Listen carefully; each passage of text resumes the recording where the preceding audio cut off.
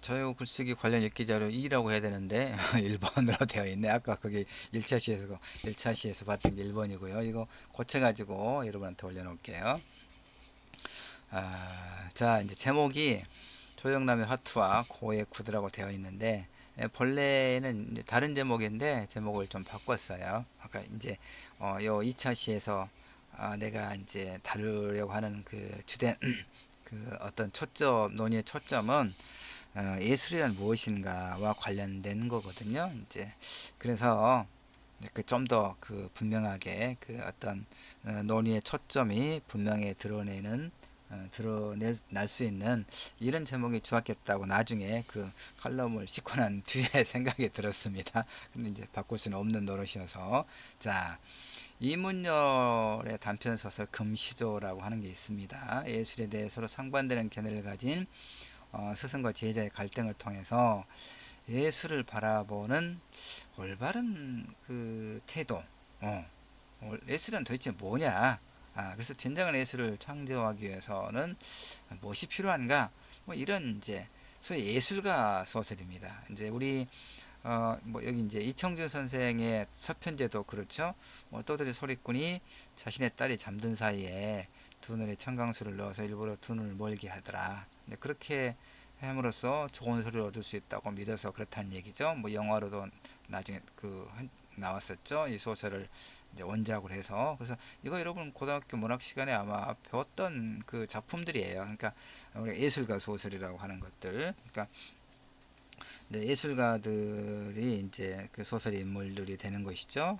그래서 예술이란 도대체 뭔가 하는 그 어떤 나름의 그 예술에 대한 어떤 본질을 추구하는 인물들을 통해서 이제 그들의 치열했던 삶, 그다음에 예술혼, 이런 것들을 이제 다루고 있는 소설을 우리가 보통 예술가 소설이라고 합니다. 이제 이문열의 금시조, 이청준의 서편제가 우리 한국 문학에서는 상당히 그 대표적인 예술가 소설들이라고 볼 수 있습니다. 이 두 소설은 그 시장에 내다팔 상품으로서 예술, 곧 기교가 아니라 예술가의 치열한 정신이 보다 소중한 가치다. 뭐 이걸 이제 이야기하고 있어요. 쉬운 문제는 아닙니다. 왜냐하면 예술 작품을 그 시장에 내다 팔아야 되잖아요. 그래서 그걸 누가 사 주어야 다시 또 창작을 할 수 있겠잖아요. 생활도 하고. 근데 예술만 가지고 사실 어느 분야나 뭐 그렇긴 해요. 내가 이제 항상 그 어떤 그 의문을 가지고 있는 게 이런 거예요. 약대를 나오면 약사가 되잖아요. 그렇죠. 뭐 열심히 공부하면 거의. 의대가 나오면, 아니 의대가라고 하면 안 되죠. 조사가 잘못됐죠. 의대를 나오면 뭐가 돼요? 의사가 되죠. 음. 그런데 왜 법대가 뭐 로스쿨로 바꿔졌죠? 뭐 로스쿨 나오면 뭐 왜 법률가가 다 안 되죠? 한 50% 정도만 변호사 시험에 합격하거든요. 문창과 나오면 왜 다 시인이나 소설가가 안 되죠? 어, 이런 생각들. 간호대 나오면 다 간호사가 되는데 이런 생각들을 좀 해봤어요. 무슨 얘기냐면 예술가의 그 어떤 생활을 이야기하다 문득 그 생각이 다시 들었네요.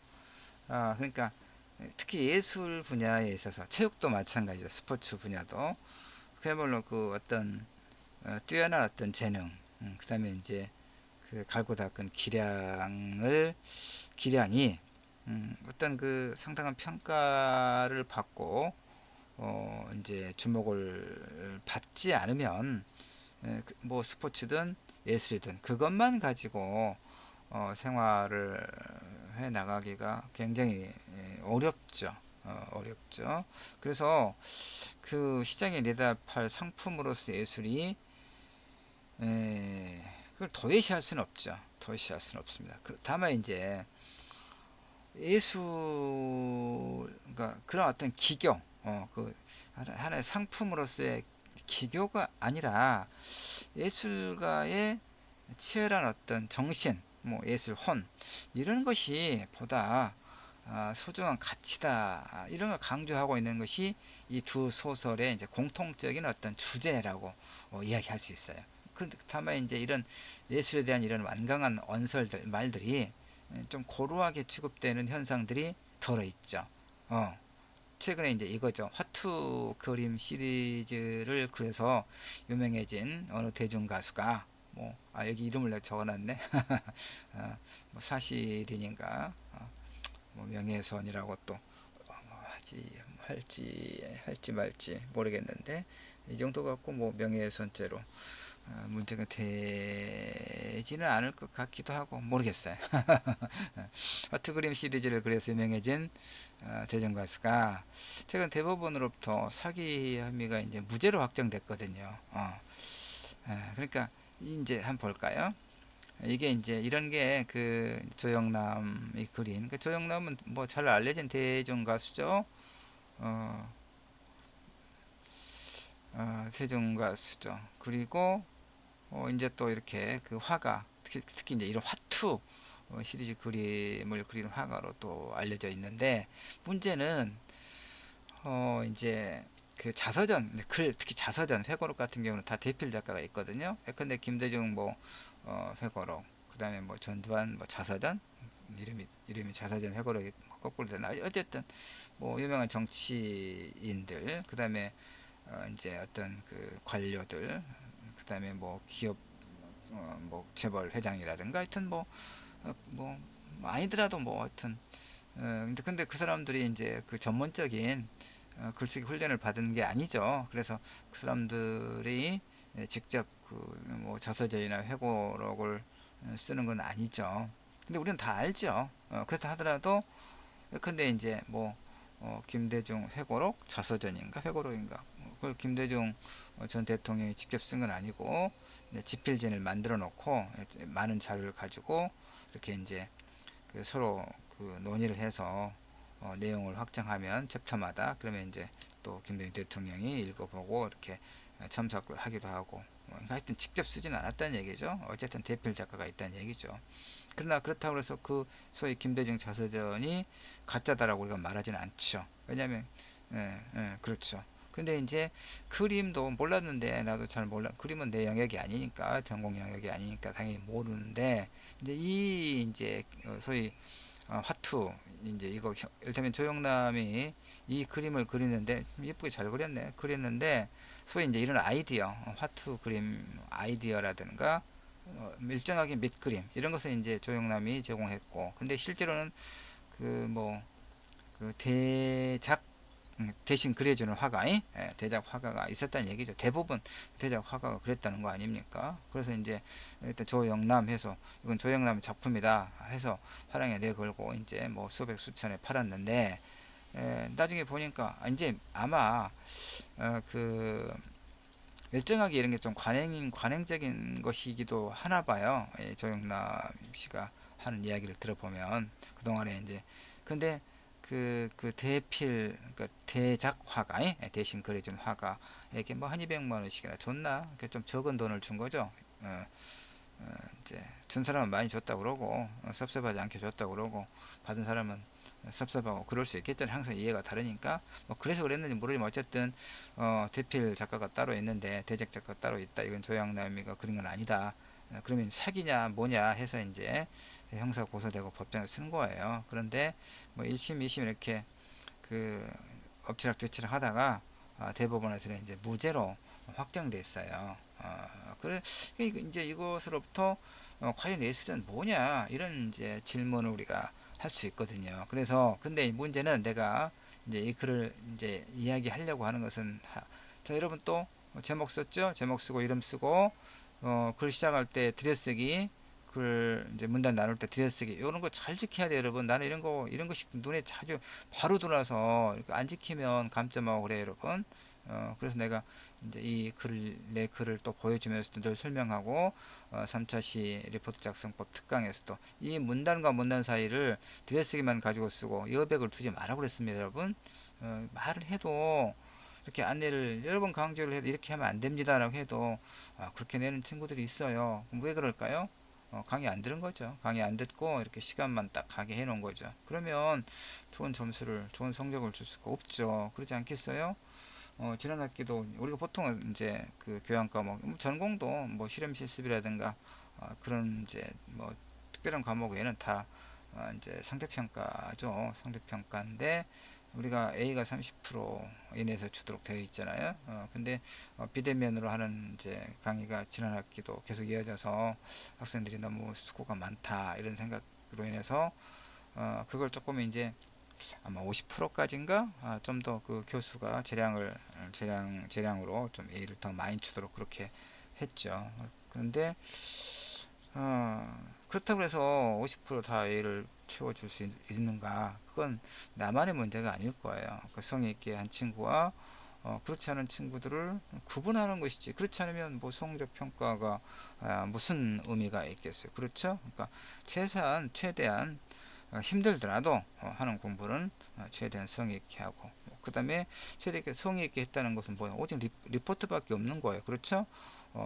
그 학문 공동체에서 우리 학생들이 그 참여하고 자신의 생각을 발현할 수 있는 이런 것은 특히 수업에서 제출하는 과제물에 있는 거죠. 그러니까 강조한 것들을 잘 반영하고 있는가를 어느 교수나 이렇게 확인하겠죠. 그런데 그렇게 안 하는 친구들이 있어요. 그러면 A를 받기가 어렵지 않겠어요?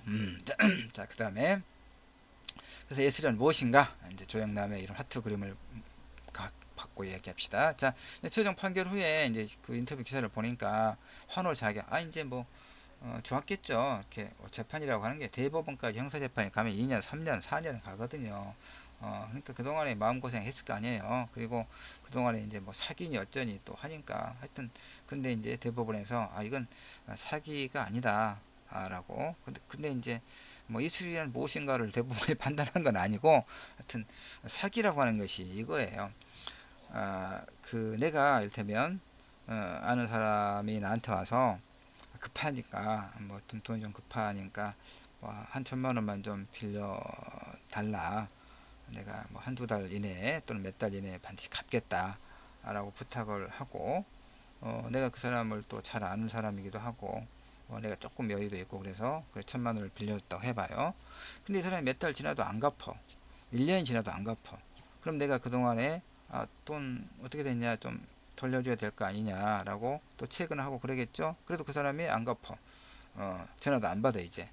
그러면 이제 내가 어떻게 대응할까요? 그 사람을 이제 그 소송을 하겠죠. 그 돌려달라고 소송도 하고 형사 고소도 하겠죠. 그때가 이제 그것이 사기죄로 고소를 하는 거예요. 근데 사기죄가 잘 적용이 안 돼요. 사기죄가 적용이 되려면 뭐가 필요하냐면, 나한테 돈을 빌려간 사람이 애초에 돈을 빌릴 때 애초에 갚을 의도가 없다는 것이 입증이 돼야 돼요. 그게 기망이거든요. 기망, 속인다. 근데 그 사람이 나중에 이제 법정에서 당연히 갚으려고 생각했고 갚을 의지가 있었다. 근데 다만 내 사정이 여의치 않아서 아직까지 갚고 있지 못할 뿐이다. 죄송하다. 하여튼 조만간에 갚겠다. 그러면 사기죄 적용이 잘 안 될 거예요, 아마.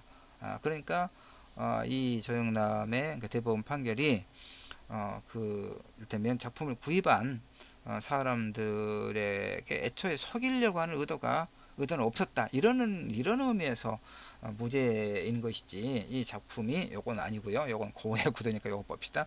이 작품에 이제 이 작품에서 일단 조영남이라고 하는 화가와 그다음에 그 사람한테 돈을 일정하게 받고 그림을 대신 그린 뭐 대작 작가가 있느냐 없느니, 그래서 이 작품이 조영남의 소유인가 대작 작가의 소유인가 뭐 지분이 얼마나 되는가 이런 것을 판단한 게 아니다는 얘기예요. 근데 어쨌든 조영남 입장에서는 이제 대법원에서 무죄하니까 그냥 너무 좋아서 하다가 좀 오버를 했어요, 보니까.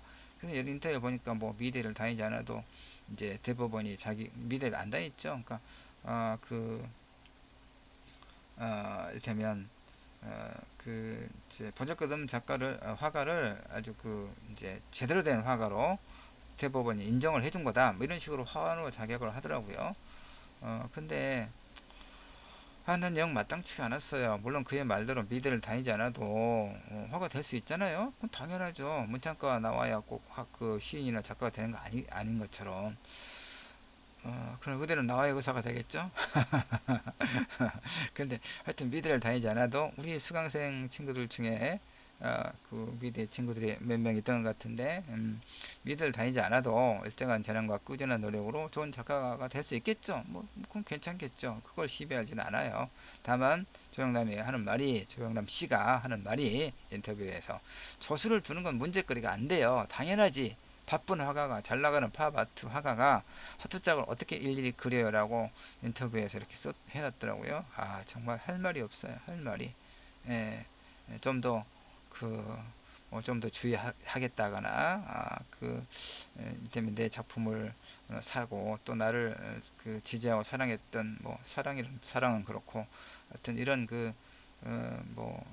분들에게 송구스럽다 이 정도 했으면 참 좋았을 텐데 이건 정말 어, 그 사람의 그릇을 예 어쨌든 이렇게 비난하면 안 되죠.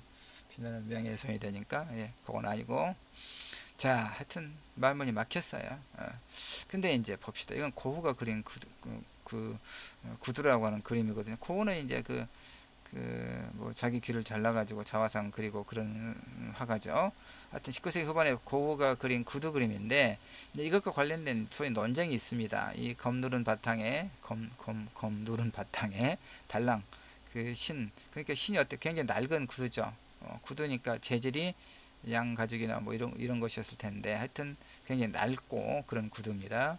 근데 이제 그래서 하여튼 뭐 낡은 너덜너덜한 이런 검정 구두 한 짝에 대해서 하이데거는 철학자죠. 구두 그 자체보다도 생활과 고난의 모든 것을 말해주는 저 한 장의 그림이 농민들의 본질에 있어서 구두가 무엇인가를 보여주는 것이다 라고 이제 높게 평가하죠. 근데 미국의 저명한 예술사학자 샤피로는 또 이렇게 이야기합니다. 실증적인 역사적 배경을 고려하고 한다. 19세기 후반에 이제 네덜란드의 농토는 습지가 많아서 당시 19세기 후반에 살던 농부들은 금방 젖게 될 구두를 신지 않는다는 얘기죠.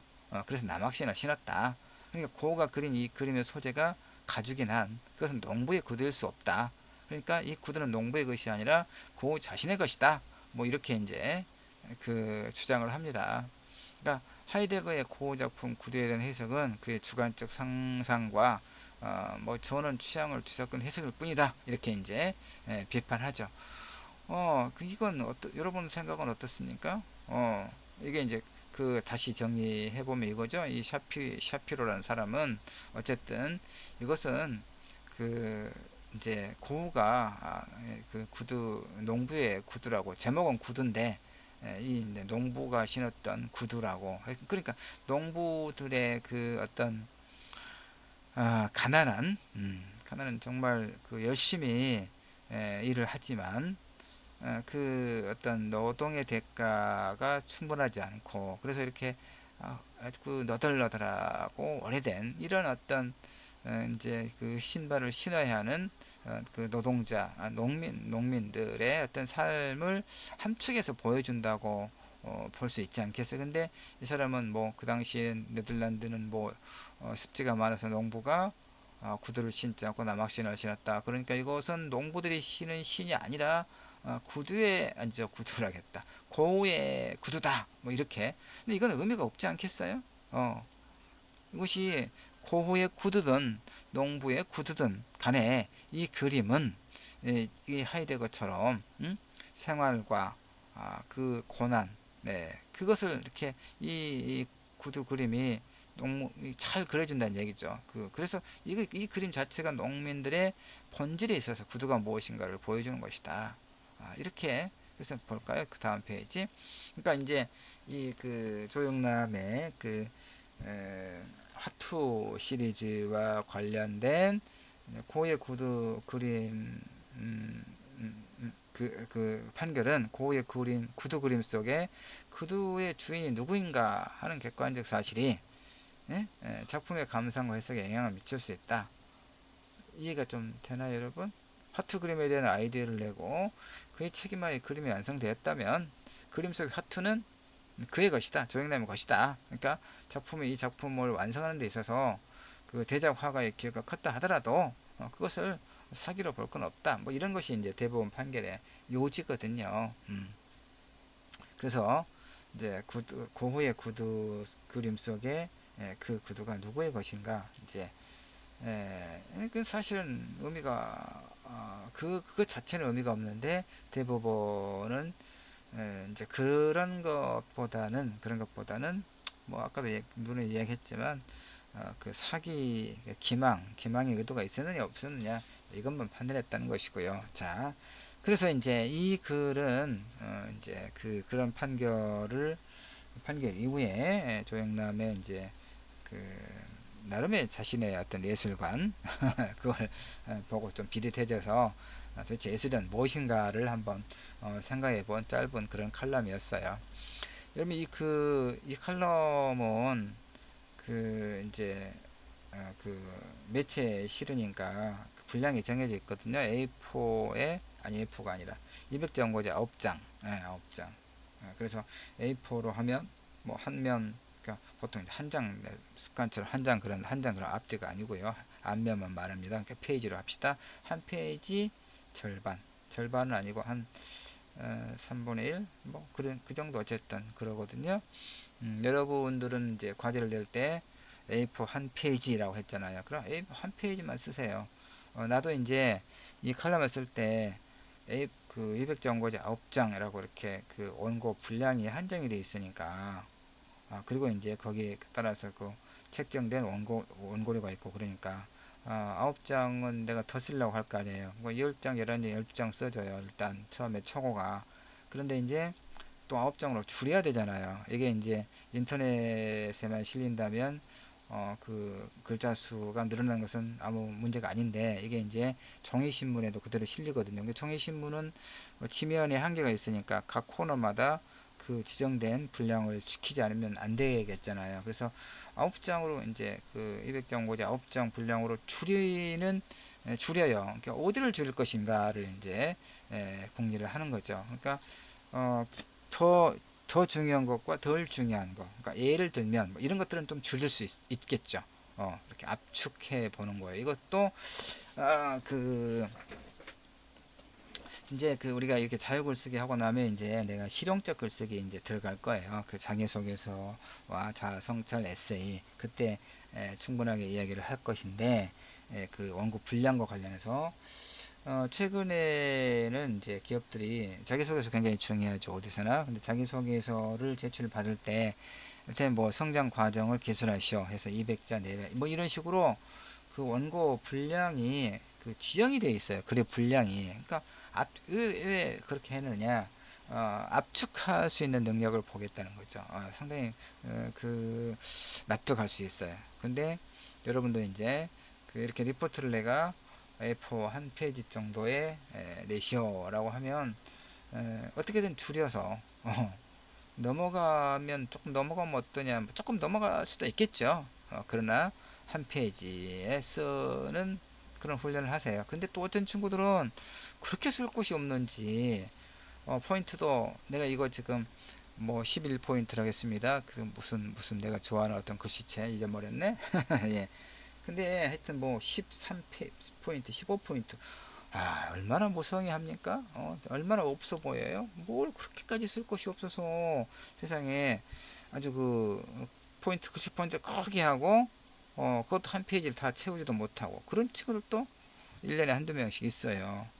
그것을 이제 10포인트나 11포인트로 포인트를 줄여서 하면 완전 이건 그 A4 절반, 또 안 되는 이런 친구들은 굉장히 실망스럽죠. 알겠죠? 자, 그 다음에 하여튼 다시 얘기합시다. 예술이란 무엇인가에 대해서 확정적으로 답할 수는 없어요. 왜냐하면 시대에 따라서 그 다음에 이제 보는 관점에 따라서 다 다르거든요. 크게 나눈다면 이제 문학도 그렇고 예술도 그렇고 이제 크게 본다면 뭐 예술을 위한 예술 이런 게 있어요. 그 다음에 인간을 위한 예술. 이제 예술 지상주의죠. 예술을 위한 예술은. 근데 나는 그걸 인정할 수가 없어요. 인간의 삶에 인간의 삶을, 그러니까 인간의 정서를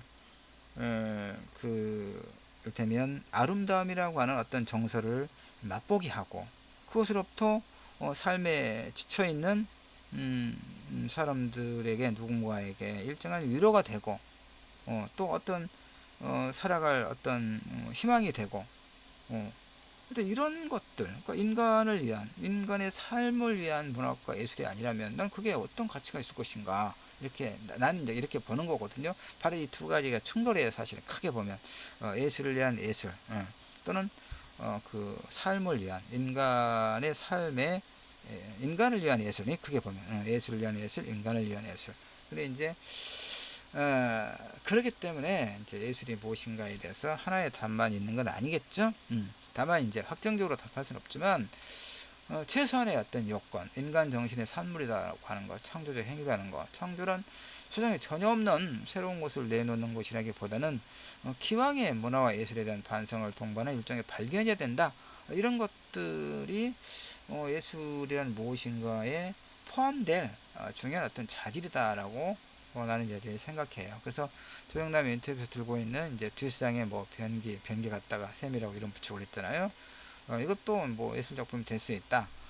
이렇게 이제 조형나무 이런 걸 가지고 이 자신이 그리는 화투 시리즈도 예술이다. 뭐 이렇게 이야기하는데, 그것이 예술인가 아닌가를 떠나서 진정성이 없다는 거죠. 그쵸? 남이 다 그려놓고, 남한테 다 그려놓고, 그리라고 해놓고, 내가 그린 것이다. 그리고 이제 뭐 누구나 다 그러고 바쁜 사람이 어떻게 그거 다 합니까? 라고 하는 것은 이건 예술에 대한 모욕이다라고 생각이 되는 거죠. 그러니까 이 이제 그 뒤상에 가지고 나온 뭐 그 남성용 소변기는 그 조영남이 이해하는 것과는 다른 의미예요. 이것은 예술 작품에 대한 어떤 고정된 그 어떤 그 고정관념이 있잖아요. 예술은 아름다운 것이다라거나 이런 것들 굳이 그렇지 않다. 이를테면 이런 뭐 일상적인 사물이라도 새로운 관점에서 바라본다면 얼마든지 예술 작품이 될 수 있다. 이런 어떤 가능성, 이것에 이제 뒤상에 의도가 있는 거거든요. 그래서 조영래의 말처럼 딴따라 예술을 하는 것이 마땅치 않아서 그의 어떤 그 문제 제기를 하는 것이 아니고, 딴따라라도 예술 충분히 하죠. 그림 잘 그리면 되는 거죠. 근데 왜 자기가 그리지 않은 그림을 갖다가 내 그림이다라고 우기느냐? 그건 대법원의 판단과는 상관없는 거죠. 그렇죠? 그런 이제 생각을 한번 했죠. 자, 문단마다 지금 들여쓰기 잘 보고 있죠? 제일 마지막에 문장 마침에 항상 당연한 것이고, 자, 여기까지 해서 2주차가 아니죠. 4주 2차 시도 일단 수업을 마치도록 하겠습니다. 이거 읽기 자료 2번이에요. 그냥 뭐 신경 쓰지 않아도 되죠. 수고하셨습니다.